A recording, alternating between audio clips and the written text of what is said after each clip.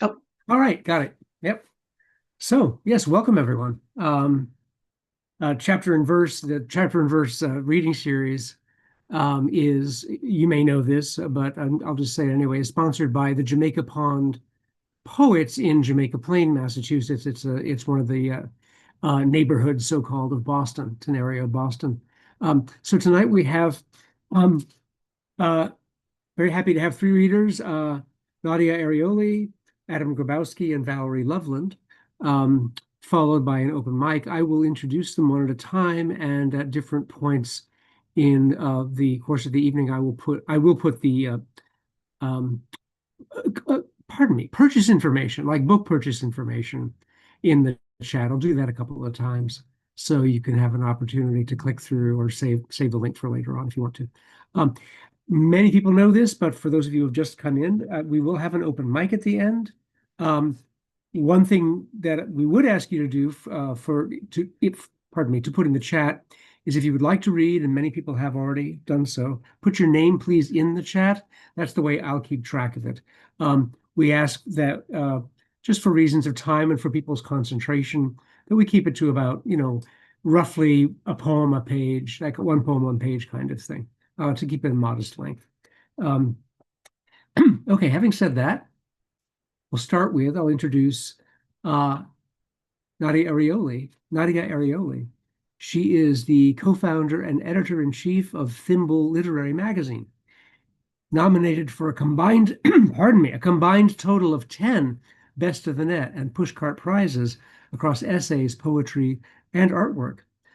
Arioli's work can be found in Permafrost, Hunger Mountain, Rust and Moth, Swim, Meat for Tea, West Trestle Review, Rogue Agent, Voicemail Poems, As It Ought to Be, Eclectica, and others.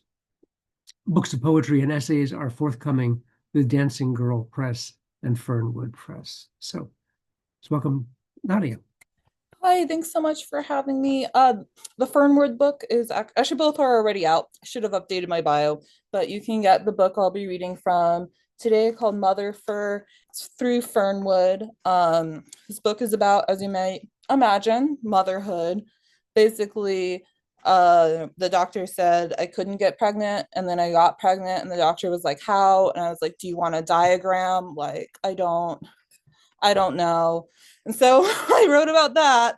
It's three parts. I'll be reading for the first two. The first part is about I have a kid. That is wonderful. The second part is about Grendel's mother, because when you have a kid, sometimes you just kind of feel like a monster. And then the third part is an essay about hair loss. All right, let's get into it. So this one is called In Defense. Oh, can everyone hear me? Can someone just, yeah? Okay, we're good. Okay, this one's called In Defense of Gentleness. I teach my son to use dandelions instead of flame. This one's called, it's short. This one's called Snapshots for My Family. I saw on the internet, it it's like an old timey photograph, and it said picture photo of the first camera being built, and I just kind of lost my mind. Like, how? Why is there a photo of that? What? Anyway, so I wrote a poem about it. It's called Snapshots for My Family. I am all camera. I have no knowledge of my inner workings. Each contraction is a hanging like spools of film catching wrong. The doctors decide to cut me open, springing the fat roll of you out. Perfect canister of blood and organs, mine, but not mine. The doctors slice a straight line, finding a brand new flap, and out you snap. All vowels, a screech of light. I, camera, try to document with my drug addled, pain addled mind, saying, "You must remember this all as it happens." Drive over for what was planned, the induced labor that was almost the death of you. On the way, we listen to Django Reinhardt. We get soggy sandwiches, turkey and avocado on whole wheat. My belly became telescopic with you, reaching for the heavens, or more accurately, towards the red lines, outwards in red lines, like the first camera a bloated box the size of God, surrounded by men in coats. One man hangs on the edge of the aperture like an inverse bat. Photograph of the first camera being built, the caption says. Oh, historical occasion, oh, unity of makers. But then who or what took the photo? A time traveler? When they took your first ultrasound, the doctor saw cysts and untamed uterine growth, said conception would be difficult, but I already had. Was it mirrors displayed elaborately that allowed the camera to take a photo of itself? You are a miracle of light. Or was the photo a stage recreation? I am trying to write the story of you. Now I know that it was you, life pulled from a wound. You, Sam, who saw me being made. Skip ahead a little. This one's called Red Sea Whale. My son has a mouth like the Red Sea, parting in two perfect halves. The gum sprays of spit over them. Ooh, ooh, ooh, he cries, teething. A small nub on the lower left, white, arching, a whale. I had wondered as a child about the marine life when God commanded Moses to part the sea. Small of the shallows, big of the deep, all made vertical, a parfait of salt and wild. I thought this the better sort of love than what God showed Moses. And why shouldn't God have a special fondness for the whale? Both ponderous and just under the surface of things. The weightlessness of not being given a choice, no burning bush, no being left outside the promised land, only up, up, up toward the divine, holy tooth bursting through skin. My son is growing out, not up, and his Red Sea has whales of a different sort. I hold him until he sleeps. There is no way to explain God to him, why his bones must break through his own body. And would I, if I could? I've spent too much time in the deep. I had forgotten until now what happens when God says up, up, up. And see, there's one more from this section. It's called Teaching My Son Poetry. Kitten, I read to my son from a touch and feel book. Meow, meow. I show him the picture of orange stripes with yarn. It looks like our cat, but smaller and more wide-eyed. Puppy, I read next. Woof, woof. And I let him touch where the picture gives way to soft white fluff, like a forest emptying itself into a meadow. Tiger cub, licking his nose. Baby chimpanzee, ooh, ooh, ah, ah. Starfish, 5 long arms. Butterfly, flutter, flutter, flutter. Soon I will give him other tools for knowing the world. Odometers for how far he's been, spectrometers for when light is only wave, cyanometers for the blueness of the sky. For now, I hold my son in his crib. He's almost asleep and I've leaked through my shirt again. I dig through his crate of soft toys. Everything is soft in babyland, and put his small elephant on his chest. The mother elephant it came with feels too heavy. I make the baby elephant nuzzle my son's face with its snout. Starfish, I say, 5 long arms. We got a couple. So then the second part of the book is about Grendel's mother, because I mean, she's Grendel's only monster with the mother. Not that my son's a monster, obviously. But this one is called Grendel's Mother Considers Ortolans, which is like a horrible, illegal meal where they take an entire bird called an ortolan and then they just like sauce it and eat the whole thing. So Grendel's mother has some thoughts on that. How do you manage it? Slow death, like adoration, my buntings, my bloated flaps. In darkness, they fed you until you almost popped, because that is what we do when we can't see. Consume until we burst, turning our bodies as large as houses to do what houses do. Body a container for fear. How was the anointing? Did it feel like desire transfigured into sacrament? unction and poison, poison in little lungs that sung with their cousins in coal mines. And then how was the final birth in reverse? Feet first, though I suppose you came from egg, not womb. In went your twiggy feet, in went your branchy legs, guts in a big bite like feathered ravioli. My similes are full of holes, but so are the nets they use to catch you, my ortolans. When I go, it won't be like this. It won't be disgusting and illegal and tender. Is it so wrong to desire this? Beowulf, I know it's useless, but I'm asking. Do it as planning, do it as treat, do it while hiding from God. We have a couple more. And then, so as you is all the Grendel mother poems like Grendel's mother considers X. So I write them in different forms just so it doesn't become boring. But I think if I do a syllabic a syllabic verse, it's just not going to come out. So I'm going to read the free verse ones. Grendel's mother considers pigs. Oh, small beast, little hooves they've watched you grow bloatedly. Wild thing they tamed, then denigrated for being caged. Your pink anatomy is not like mine, nor your pink jailers. You look at the muck they stuck you in and snuffle around for grubs. Your neck is stuck like that, from what I've surmised, unable to see stars. Once I approached you, I tried to hold you in my fur arms as if you were my children, toothy animals, children of Cain. This was before he was born. But you sensed my coming and the squealing was unbearable. I slunk away. I had a dream after Grendel. We were both children again and decided to get a pet.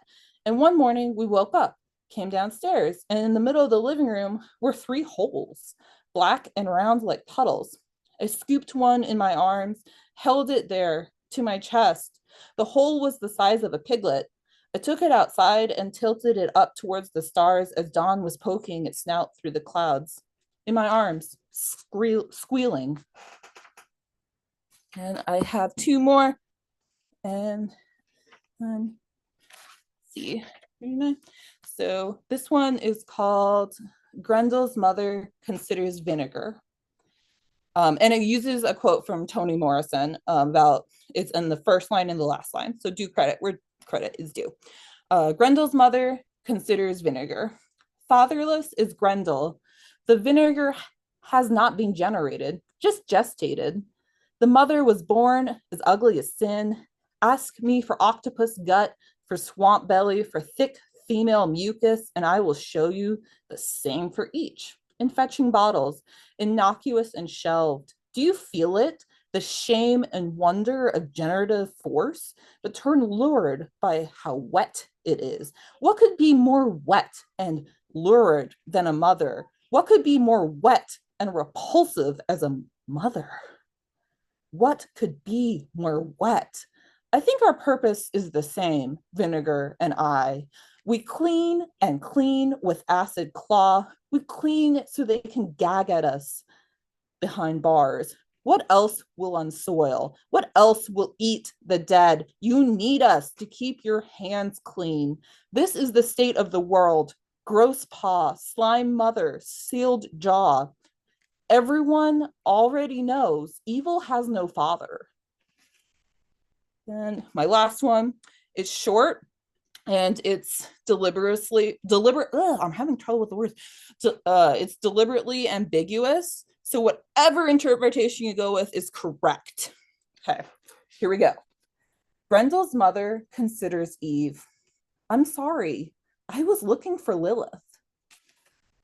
Thank you so much for having me. Oh, wow. Thank you, Nadia.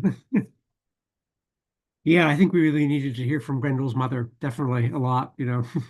And although you didn't intend this, I know I will be considering what a syllabic birth might be, even though that wasn't quite your intention. Oh no. Well, yeah, I mean, it fits with the book. So you know what? That Okay. is what I meant. Syllabic birth. All Figure it right. All right. Excellent. Excellent. Wonderful. We'll go right on then. um, to Adam. Adam Grabowski is the author of the chapbook Go on Bewilderment, Attack Bear Press 2020. And his poems have appeared or are forthcoming in journals including the New Ohio Review, Ninth Letter, Blackbird, Whale Road Review, and Sixth Finch, as well as the anthologies What Saves Us, Poems of Empathy and Rage in the Age of Trump, Plume 10, and Alongside We Travel, Contemporary Poets on Autism, among others. Adam is an associate poetry editor for the Maine Review and a past recipient of a Parent Writer Fellowship from the Martha's Vineyard Institute of Creative Writing. So please, Adam. Hey, everybody. I have a note here that says start timer, so I'm going to start my timer. I just want to take a second and say thank you to Susan and Dorian and David and Chapter and Verse and Jamaica Punk Poets for making this happen. I'm really happy to be here. I'm going to be reading mostly from manuscript, soon to be coming to an open reading period near you. I have a few new ones too. I have about a baker's dozen worth of poems tonight. So this first one, it's called Voice Memos from Western Massachusetts. I had just started. I had come to know somebody. We'd met online, but we had never actually talked in real person, real time, face to face, or even like this. We just talked on the phone and we texted. And at some point, after a few months, we kind of acknowledged there was a mutual attraction, and I was really excited at the time. So I wrote this. We fell in love with longing far separately from one another and let the longing take shape in body after body in situations not even the slimmest sophomore abroad could ballerina her way out of. Or we got bored, got ourselves ghosted, texted our way through very different divorces, lost the hours, found the hours, tilted sighs into a receiver. We haven't met. Heard touch, but haven't touched each other. Still, I've been carrying your name around with me for weeks like a wine cork in my pocket, turning you quietly between my thumb and forefinger, testing the nascent tannins on my tongue, places I've been but have yet to see. So this is the title poem of the manuscript. It's called Life Model. It's about one of my many side gigs. Trade in my own ineffable, and in return, a dialogue, a body declarative. On Wednesday mornings, I give myself over to translation, standing contrapposto for 2 minutes, for 10, recline for 1/2 hour with my ankles crossed, my neck jutted against a borrowed pillow. I am circles, the unseen meat of muscle, the long line from shoulder to toe. I've been naked plenty. In strange apartments, I've worked my way to a bathroom wearing nothing but lamplight, been touched, been framed from a distance in my bedroom window, met fingers that hours later will run over and again the length of my back. Yes, I've been naked that way. Though up here on the dais, frozen despite the heat lamp burning my thighs, I am not naked, I'm nude. I am context, well encircled. I let their fingertips smudge my background, charcoal against my chest. Squinting against their own thumb, my unfurled cock, mere afterthought, nothing compared to my oval belly, my beard's russet bristles, the soft folds of my flank, whose twists, whose unfolding stills, so that this body, this exhausted, bone-white body, could be that of a man adjusting the light bulb's flicker, a boy bent down to pick up a penny, a woman's red clutch, a nude descending a staircase moments before its first step into abstraction. Just a sketch, but solid, still, and wholly findable. I'm going to have some dialogue with some of the birth poems. This is called Delivery. Delivery. Mercy Hospital, Springfield, Massachusetts, January 2005. You were floodlit bare from the waist down, your legs propped up and triangled back, neck soaked through the back of my hand, screaming you were going to die. You never looked so young. Our daughter first met the world as a pulse of black, matted hair and left the room nameless in a havoc of voices, the concern, the lights, all the wires and instruments of delivery gone. Even the door seemed to close itself. I helped you out of bed. I walked you to the bathroom. I stepped you under the shower head and slid closed the frosted glass. And because we were still lovers back then, when we're told a short time later that she was down the hall, healthy and ready to be held, it doesn't feel miraculous. Not in the same way I'd just seen your full, rounded belly begin to blur and melt away. Your ivy wound over the metal frame and, for the briefest of moments, right into my hands. That was the first time I became a father. This is second time, a couple years later. It's called Washing Our Hands.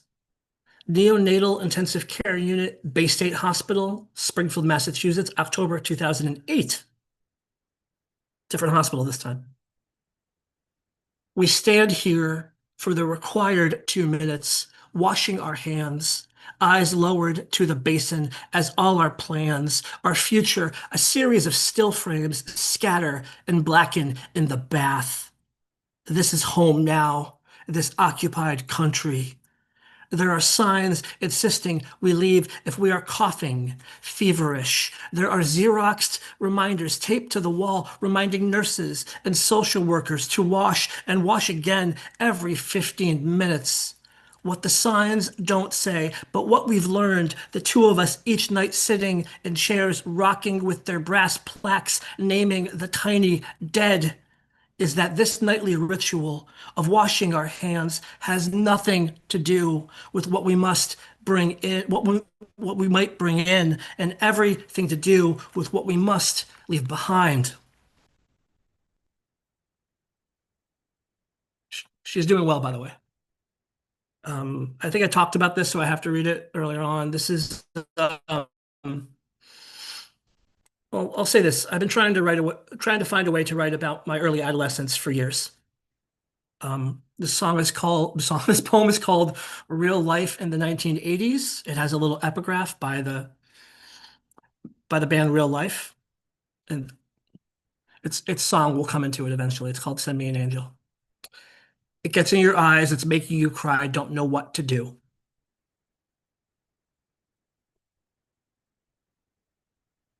There were better ways to be a child and loved, but it was the 1980s, and only so many ways to be brought to bed. Send me an angel, someone, and quickly, please. And then the song just cuts out. My leaner, cleaner self bricked behind my bedroom wall, clear into my 40s. See me now, lightheaded at the edge of a dance floor, ready to throw my body around, ready to walk away, starved for love, no heaven above. Send me an angel right now, right now. I scheduled some levity after those poems. There's another song actually. I do typewriter poetry. I kind of do poetry on the spot, and someone asked me I asked them for a word, one word, and they gave me Mr. Brightside, which is also a song. And that song's narrated by a guy who's just freaking out because his girl's with another man. But I thought I'd write it in the voice of the other man. So this is called The Other Man in Mr. Brightside. Another night, and he's calling again in drunken desperation, demanding to know which dresses I've touched, which breast, as if one of them might cut deeper than the other. And I get it. We all drive our allotted few wild every now and again, and it's our fault, isn't it? It's the two of us who've got him sick and singing into the receiver. I know you still love him. How could you not? He wrote you beautifully, and he's prettier than either of us. I'm okay with it, with all of it, because I've been there, been sick, been his kind of cagey, but you don't have to keep answering for it. So come back to bed. Let your phone rattle itself right off the nightstand if need be. Trust me, all of this will pass. In a few months, he'll be doing just fine. And I think before I get back to the sad or the love, I haven't figured it out yet. Uh, Someone and I were talking a while back about whether a person is get unplayable, which is to say, go chase them into an airport and try to that whole cliche. Some people are you care about them that much, you like that you'll do that kind of thing. And so I wrote this. It's called Final Call. This is new. It's not the manuscript, nor was the last one. Get on a plane for me. Purchase an airplane ticket to keep me from getting on another airplane. Miss me, miss so much of me, miss me by mere seconds, yelling out my name from the far end of the TSA, cursing the podcast, blasting my ears. Move ahead, move forward, make friends with any and everyone standing in between us. Show them who you are. Tell them who I am to you and how to yell my name in such a way it gets my attention. Want my attention.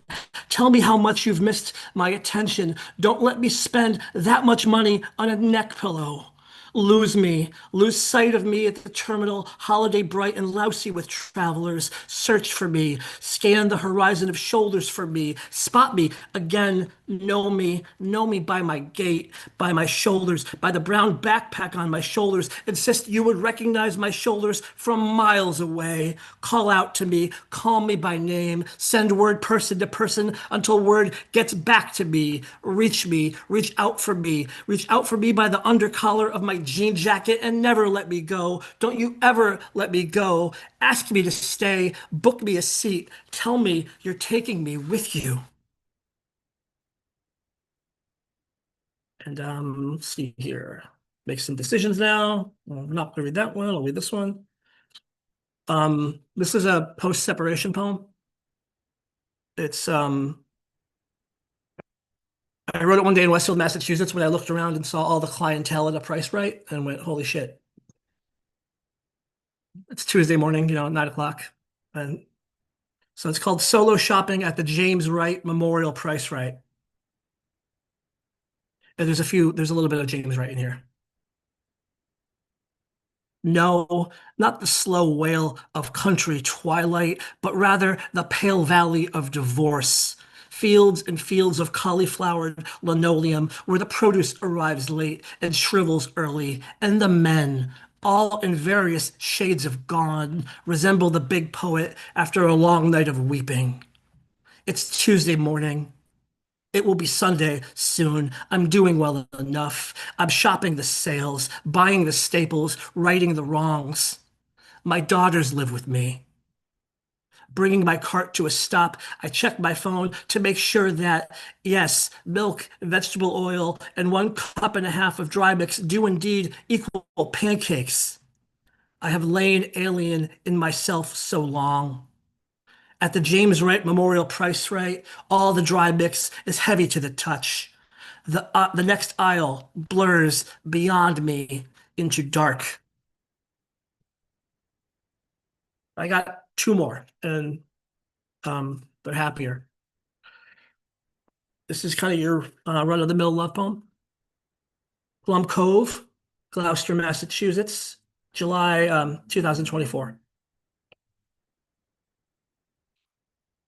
As if in converse to washing away, a bringing forth, a shudder, warm, then translucent on its way to cooling, to caking, as if what's been memorialized, you who will take it with you, and me, bewildered witness to his own demonstration, wasn't an act of love, wasn't love in its own making. How abrupt it can feel, the awe with no guide or bronze bell rung out distant and high above your sunburned back, with no one to hawkeye or herald into scandal, and little sound beyond what I can't keep buried in your clavicle. How private our awe, how sunburnt.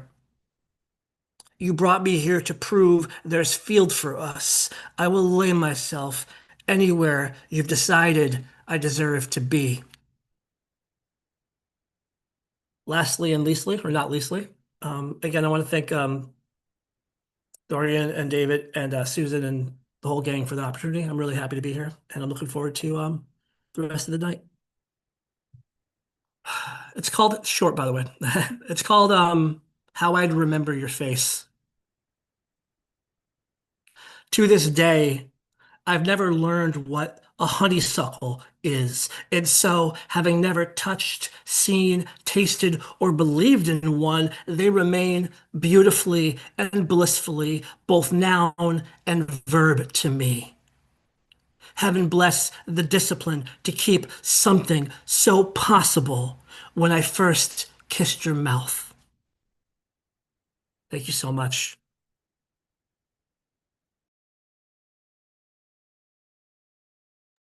Oh, thank you, Adam. Despite one of your qualifying comments, I don't recall hearing a run-of-the-mill anything in the last quarter hour or all evening. So thanks very much. We will go on to Valerie. Valerie Loveland is the author of Unsolved Mysteries Theme Song, poems about the 1980s TV show Unsolved Mysteries and its host Robert Stack. Her newest book, The Mailbox Was a Miniature Version of the House, was just published with Crooked Treehouse Press. She likes collage, silent movies, and audio poetry. She's back living in New Jersey again and back again being an optician after quitting her tech job. And Valerie is a member of the Jamaica Pond Poets. So come in, Valerie. Thank you so much, everybody. I loved hearing the poems earlier. Thanks. It was great quitting that tech job. I'm just gonna say that. The hold music for CVS Pharmacy sounds like mental illness. And it somehow gets, oh, you know what? Hold on. Sorry, let me start my timer. I almost forgot. Ooh, okay. Sorry. The hold music for CVS Pharmacy sounds like mental illness. And it somehow gets more mentally ill the longer I wait for them to answer. The song repeats every 30 seconds, just like my thoughts. I tried to like the generic version of my medicine, but it was just like that guy I knew I was going to break up with. We didn't meet our deductible yet this year because my husband stopped going to therapy. This sounds like a punchline, but isn't. It is Halloween and all the ghosts and monsters are already put away except for me. I try to act like I am not desperate to get my medicine because it is a controlled substance. I stop myself from saying at the beginning of every phone call, I have never tried drugs or drinking. I want to tell everyone in line at CVS, I sleep on my back like a vampire, but I haven't been sleeping lately. I try not to say when I give the cashier my HSA card, I used to be a poet and I'm going to try to be one again. I promise the pharmacy tech at CVS I will start running again. I promise my doctor I will stop spending so much money. I promise my insurance company I will call my mom more. I promise my husband I will have a good one. All right, this is a pretty new one. It's called Good Morning, Everyone. The ghosts were especially caring and kind with me last night. They put cold compresses on my forehead, patted me on the head saying, there. Before they put me to bed, they told me I should at least try some wine once in my life. They know what it means to be me. I have always loved old women, and this house full of lady ghosts might be my reward for being a nice person, and the culmination of a life well lived will be dying here and being taken care of and doted on for eternity. I tell them everything like we are a sleepover full of teenage girls. I ask them for medical advice. They don't tell me anything about themselves. It isn't their fault when they foam at the mouth and it looks like they're vomiting ectoplasm. They dress up in the most hideous monster costumes. I can see the zippers. I try to stop them, but they won't until dawn, when we all hear the Carolina wrens sing, tea kettle, tea kettle, tea kettle. They call this the night of telling the truth. It's scary. The next day they don't remember, but they are sorry for any trouble they caused. They don't want to know the details. I'm working on learning to dissociate because I also don't want to know the details. I imagine I am the house or the house that turned into a ship and promised to sail us away from haunted trouble, somewhere serene. When things are better, I will turn back into myself again, and the house is the house again, and it will take care of all of us. There are rules here, but you can sometimes only learn them after you break them. The ghosts say I am as delightful as a pink nose on a cat. I tell them they are as delightful as a bird singing tea kettle, tea kettle. We always close the curtains, but they are sheer so everyone can see inside, like those transparent fish who show everyone what they have eaten. This one is mitral regurgitation, which I found out I have. So gotta write a poem about it. My heart is corny and sloppy, just like me. So it can't coordinate its valves and just tosses blood around to the wrong chambers. I asked my doctor if anyone calls it heart barf. And could it just start a whirlpool of stale blood that is permanently trapped in the wrong chamber? He said no, and no, and no. I'm going to write heart barf 100 times a night until I can think of the right threat to make my heart lock down its valves, or at least until I can see the future. A poet with a repeating, recycling heart is so symbolic and so iambic. I think I can feel it throwing up sometimes. All the seals on my organs are dry rotting or slipping or laughing in unison. The organs themselves had little smiling faces that are no longer smiling. Imagine how creatures without brains would act. My doctor said they are programmed to do a job, but sometimes they have their own ideas.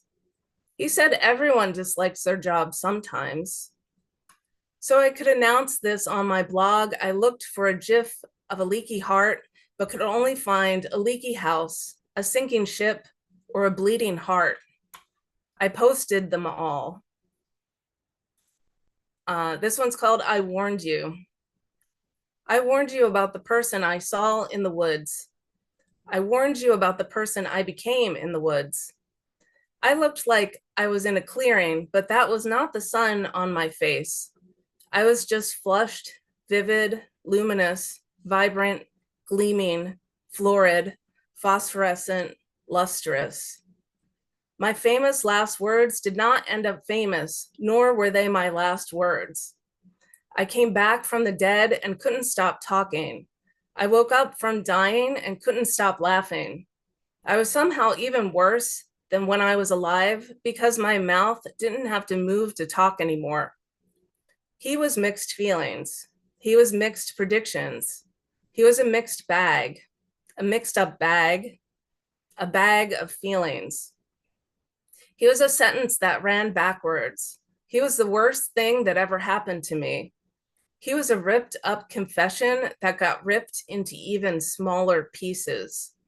He was a coin that drowned whoever put him in their purse.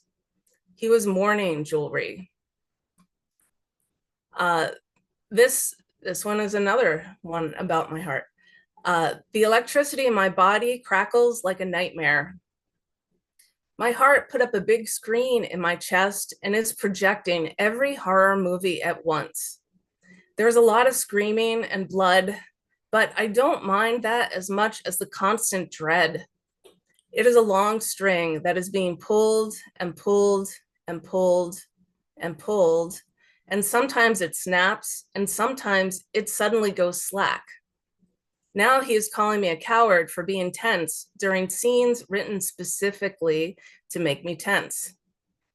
My heart offers to make it up to me by playing every comedy instead. It is somehow worse. All the laughing overlaps like a pot on the stove, constantly boiling over. My heart won't stop playing "You Are My Sunshine" over and over.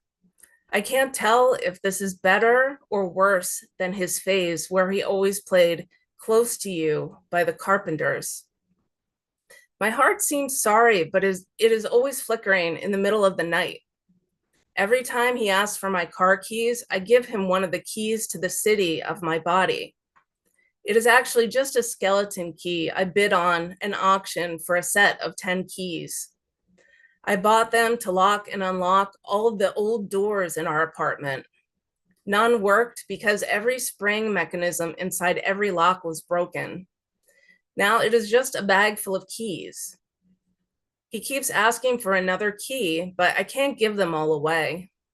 I have my own locks I need to try to open with keys that won't work.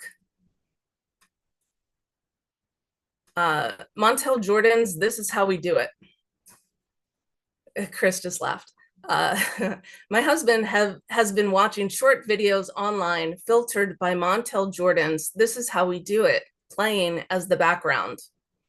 This is how we eat pizza with forks, how we shop for a family of 10, how we make dinner with so many peppers and eat them as if they are not spicy at all.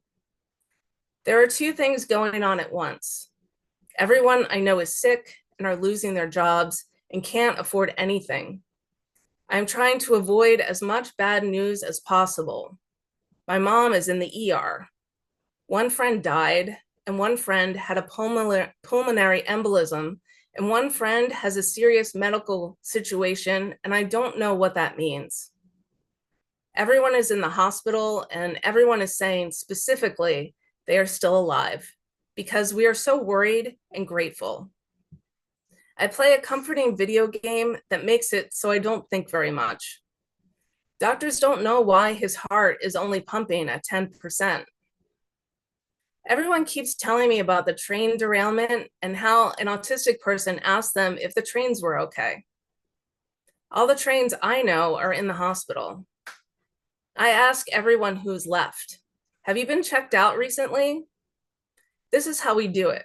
Clean a house, vacuum a car. A doctor cleans and gowns in before performing hip surgery, and it looks like he's wearing a spacesuit. There are new, exciting foods at Costco. Someone bulls a strike. Someone hits a hole-in-one. Someone is good at roller skating in a rink. It is not Friday night. An old woman can put her leg behind her head. I tell my husband that being flexible is not considered good anymore and probably means that woman has a connective tissue disorder. All these things I would want to be how I do it, but how I do it is waking up too early because I have night sweats, avoiding social situations in person. I pick tarot cards hoping they will tell me writing poems will get easier. I've been chewing a lot of gum and just swallow it. Then Google what bad things happen when someone swallows gum. When I was a kid, I was a mini disaster, a mini pork chop, a mini microwave oven, a mini black and white TV. I was one of those mini refrigerators that people keep in dorm rooms. My brain was a regular sized tornado. My room looked exactly like my brain. I was a Cape May diamond, like the one I dug up out of my neighbor's yard. I found out they are quartz that the ocean tumbled. I was rejected from the Children's Ballet Theater production of The Nutcracker because I was too fat.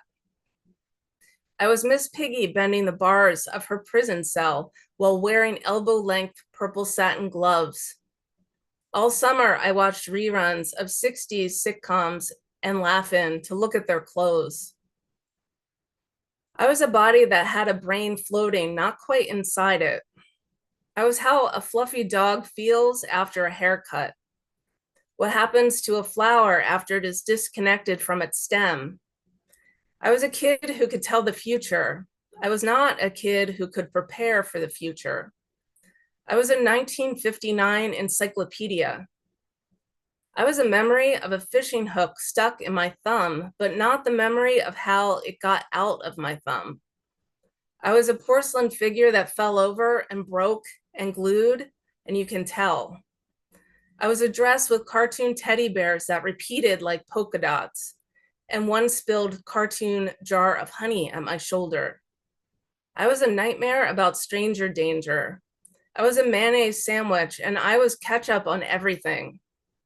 I was a little Debbie snack cake, whichever was your favorite. All right, and then this is the last one. Yeah, okay. I apply to one new job every time my boss yells at someone. Speaking of the tech job. My friend works for the state of New Jersey and sent me a list of job openings. New Jersey needs a lot of work done. There was one job that is working for the department that manages bears.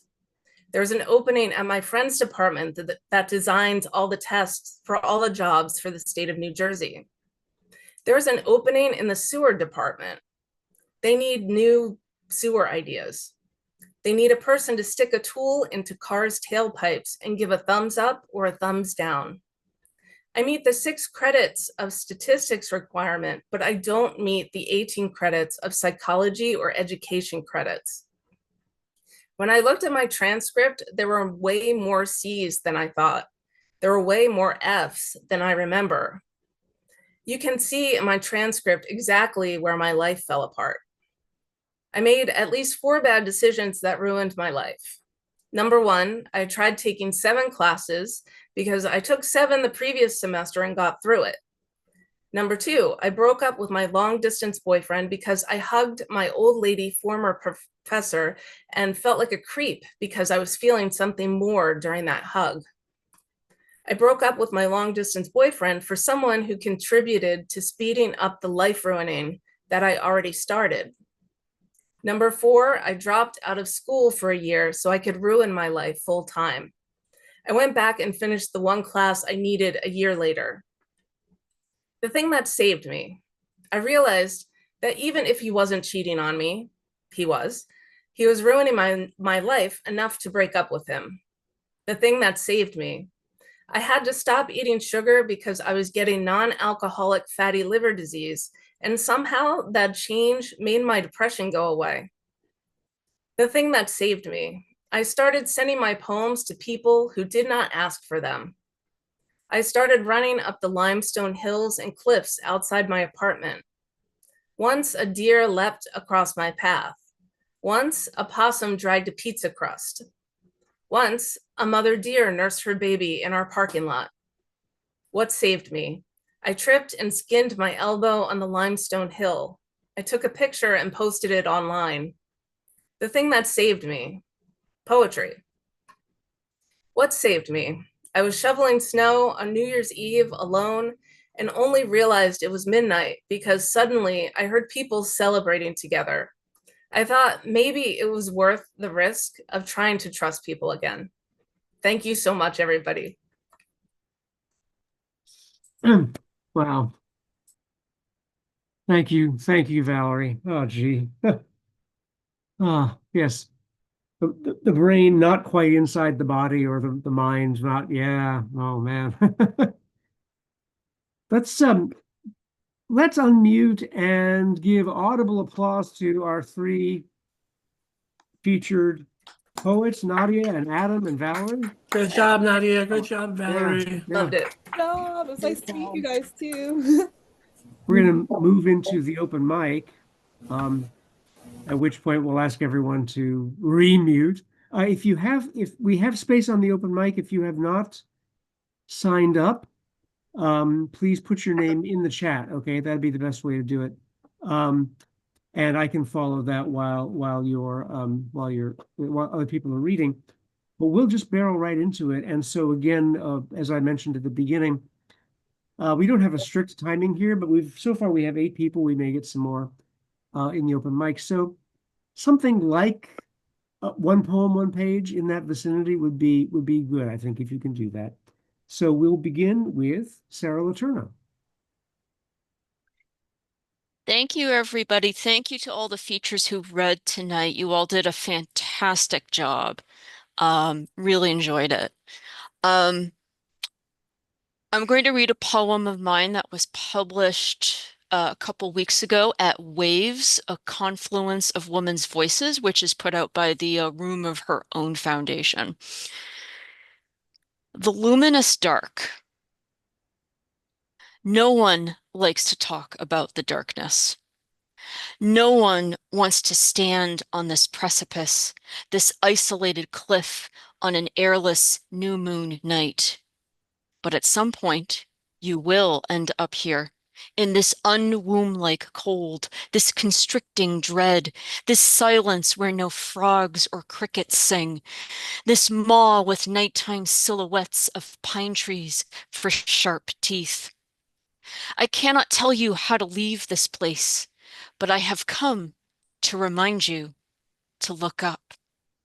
The stars can be seen so clearly, a bright splatter against deep blue black, galaxies arcing, unspooling, silver cotton blooming, the glimmer of an aurora, faint emerald and ruby streaks. This cosmos, this deep and beautiful constancy, will not forsake you.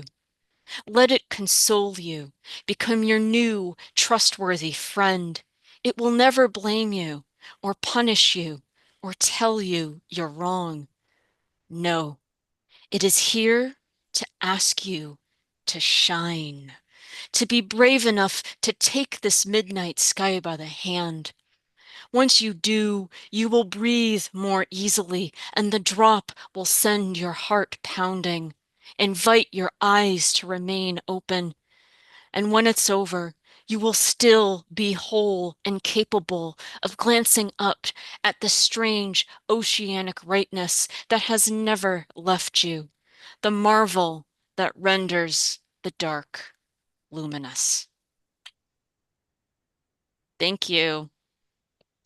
Thank you, Sarah. Thank you. Next up is Adam Stone, and Laura Buxbaum will follow. But Adam. This is called Forget the Earth, I'm Salting the Salt. I don't think the earth needs any more of my salt, but I try and grit the sidewalks during the coldest storms. I'm never going to suffer the eclipsing of human empathy in the sunshine state again. Never going to let history narrate my future like I'm watching my life as a documentary filmed by someone who never understood me. Should I shave the carpeting in my dream house so I never get lost in my own thoughts? Should I pay overdue attention to my impending geezerhood when my middle age is so dire? Is it worth separating my trash ideas from the recycle bin when I know they're all destined for the same continent of refuse floating off the coast of coastlessness? Every faded physical photo drained by the artificial mosquito sun seems more familiar to me than yesterday's camera-phoned portrait, filtered nostalgic, straight-angled, zoom-framed, perfect. I want to name the country where I grew up the Gulf of Amnesia and paint it by the dwindling numbers of my optimism. I can't talk about how every place I've ever loved working for was ruined by venture capitalists who wanted to save a place they also loved but never understood. I'm a mouthful of wound vinegar when I kiss anyone open-eyed. I can only see clearly when I'm looking over my shoulder. I'm a vulture getting airsick, waiting for the country I grew up in to die. Thank you, Adam. So, Laura Buxbaum, and you'll be followed by Lenny Della Rocca. Hi, everybody. Thanks. This is my first introduction to this group, and I want to say thank you to Nadia because her Thimble Lit was the magazine that published my very first published poem just a couple of years ago, and I've been following her, and that's how I knew about it. So anyway, I had trouble figuring out which poem to read, but I selected one called Sloth. Use some elbow grease, Mom said as I scrubbed the rings in the tub. My friend Sandy, who's Jehovah's Witness but believes in science, says cleaning is chemistry.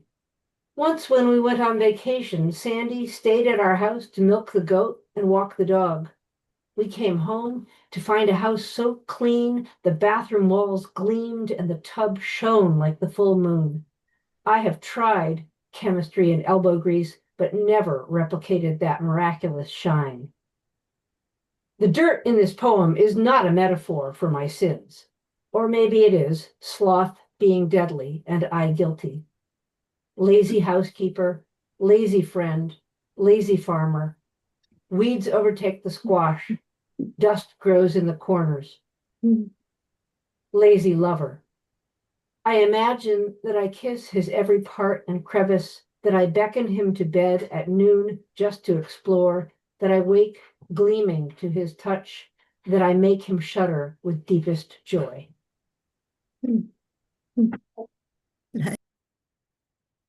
Thank you, Laura. Thanks very much. Okay, Lenny De La Rocca, to be followed by Carla Schwartz. Thank you. Wow, what a series of readings there. It's just really fantastic. This is called Cloud Symbols, and it appeared in Tupelo Quarterly about a year ago. Characters are disappearing from my keyboard. I think they've gone over to the other side, where every grasp for meaning is a handful of air. The E and question mark talked about this before making a slow break of it, gently over time, like love forgetting its own periodic table of elements, a woman who looks past her lover to another man. Not too long ago, the F and the percent sign started a rumor that spread to my index fingers like lightning on the back half of a storm. All this is to say that sometimes I feel myself evaporating, my hand no longer at the end of my arm, lost in the space bar between the C, V, B, N. I type Isabel, but my wife is not in the sound of it. A stranger lurks in the underground alphabet with a pernicious eraser. Somebody's walking away with the LMNOP of my heart, walking away with old love letters. I watch them fall through parentheses with the words invisible and forget. The S in rain's white noise drowns out the tick in the K in clock. It means time's up. Thanks. Great, Lenny. Thanks so much. Thank you. Carla Schwartz, to be followed by Holly Gurin. This is an ekphrastic poem written after a painting by Lichtenstein, which is nicknamed Drowning Girl. It's pantoum-like, so there's a lot of repetition in it.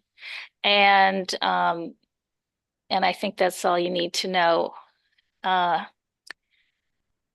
I'm not drowning, I'm swimming. Those are not tears in my eyes. Don't put words in my mouth. Don't call me girl. I won't die of love or for it. Don't put words in my mouth. No man's worth the anguish. I won't die of love or for it. Wave after wave, watch me swim. No man's worth it, anguish. Besides, I swallowed your blues. Wave after wave, watch me swim. I'm a survivor. I am the water. I swallowed your blue waves, swallowed you blue, with each stroke through the foam. I'm a survivor. I'm water. I gouge your blue eyes. Those are not tears in mine. Don't call me girl. Thank you. Thank you very much, Carla. So, yes, Holly Gurin, followed by, excuse me, Kate Claire Wegerson. Hi, thank you. What wonderful features. Thank you all. And the open mic too has been a delight. This is called Trapper in the Taiga. The Taiga is a region in Siberia. This is a brand new poem. Intricate weaving, a life braided into the soul of a landscape's seasons. Its river, the ice, the piles of snow on a hut, and the tree that fell and had to be chopped off, the roof after a long day of work. With a hatchet he uses to make precise wooden traps, the way his ancestors did, to make flat skis for traversing the trails where he plucks the harvest of sable. Within his territory, he toils to keep each hut stocked with food and wood. Summer, he's back in Bakhtia, where in the long days of light, the gardens grow lush, and the mosquitoes' buzzing haze irritates him, his dog, his children. He knows how to make a tarry mix of boiled fish to coat the skin, leaving everyone ripe with the smell.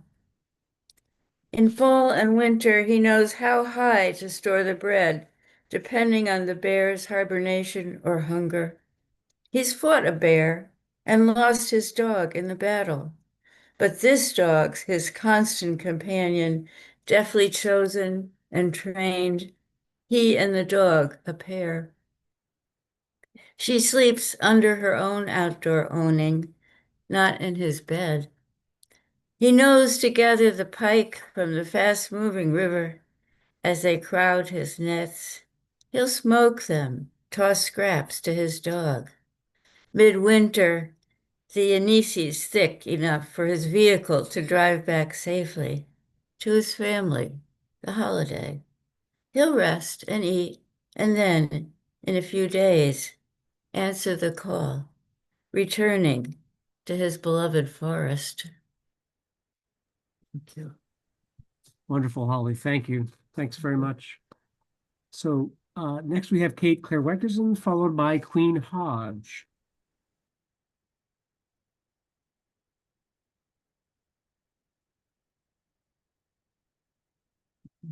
Do we have Kate? Has she left us? Oh, looks like she has. That's too bad. Oh, well.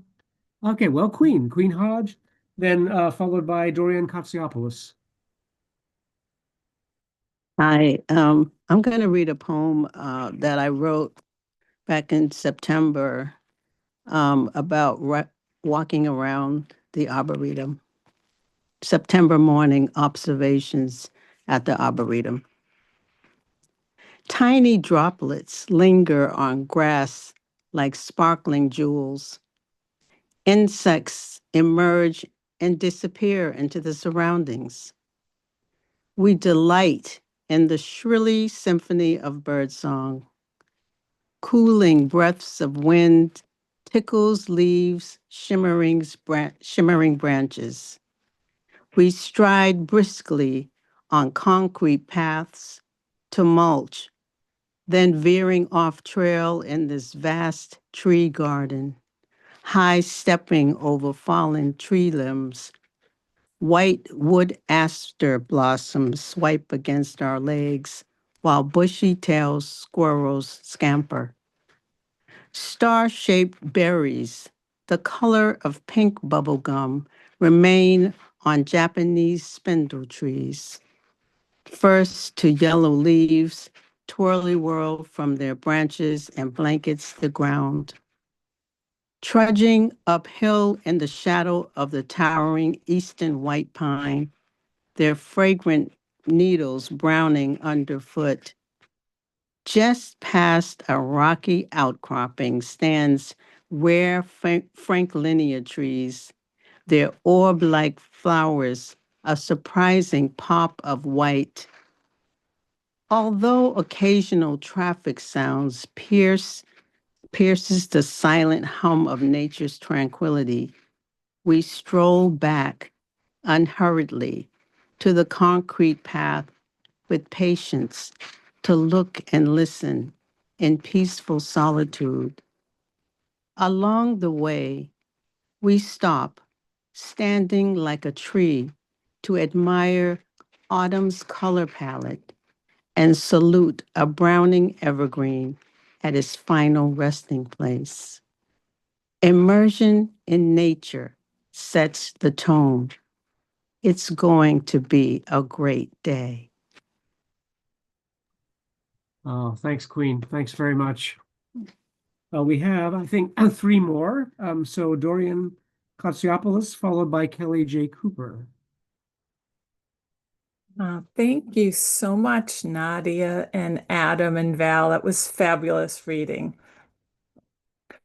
When we got on a few minutes early, I think it was Adam was talking about some music from the 80s and the 70s. So I pulled out this poem really quick.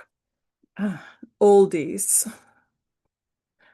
I asked my husband whatever happened to singers from my youth, like Crystal Gale.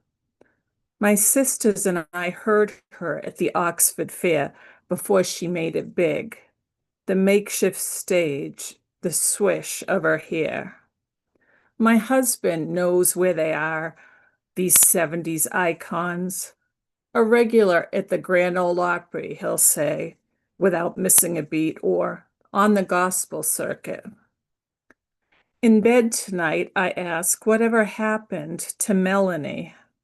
Her bouncy brand new key hit #1 on the singles chart. He tells me she died, and we remember her, and we talk how we lost Gordon Lightfoot, Roberta Flack. They both recorded the first time ever I saw your face, he says. He unfolds the extra blanket at our feet, covers us. The stitching is coming undone. He doesn't want a new one. Thank you. Thank you, Dorian. So next is Kelly J. Cooper, and then I'll wind up the evening. Hi.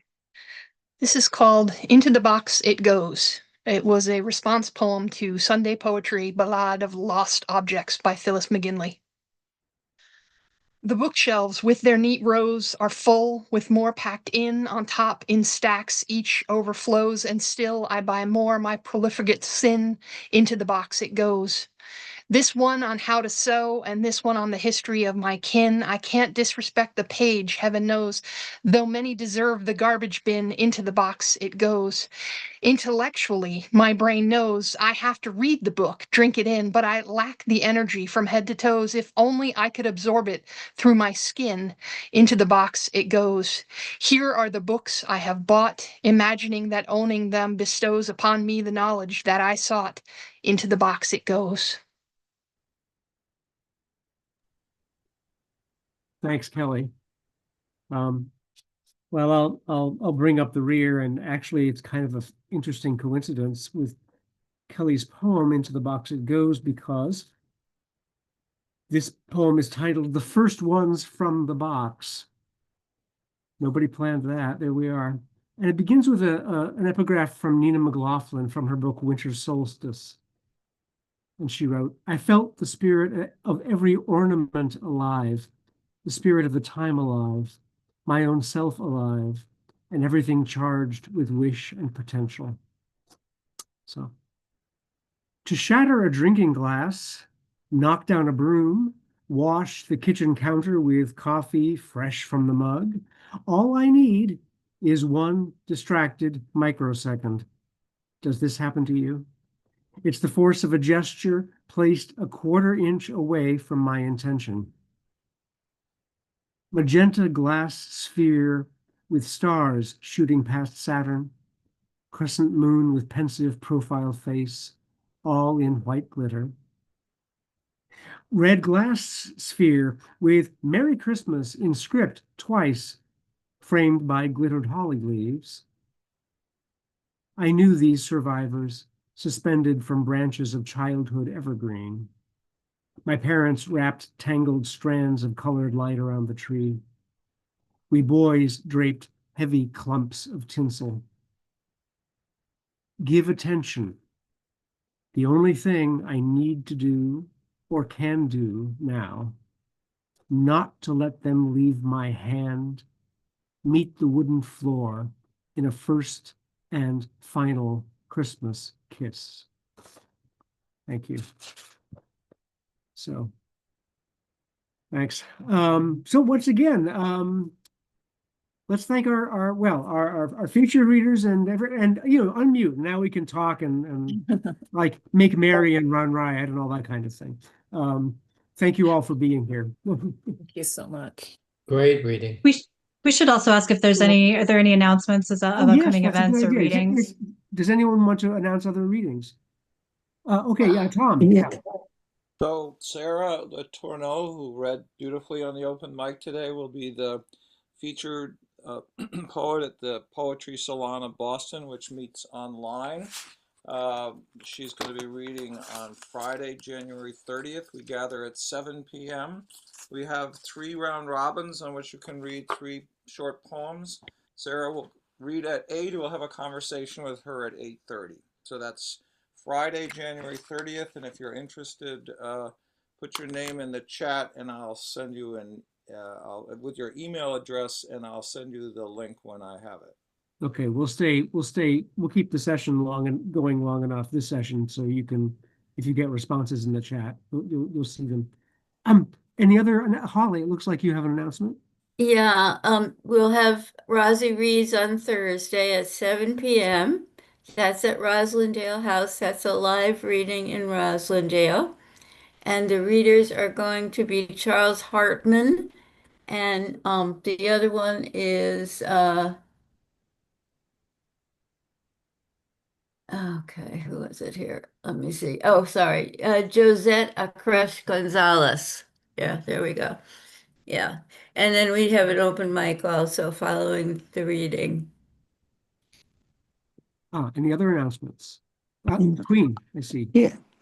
Tomorrow at 2 o'clock, I'm going to be reading at the Copley Square Library, Outspoken Saturday, along with some other poets. Oh, Great. that's great. Let's see, who else? I have an announcement. Oh, yes, Sarah. Yeah. So I co-host Pour Me a Poem, a poetry reading series and open mic out of Mansfield, Massachusetts.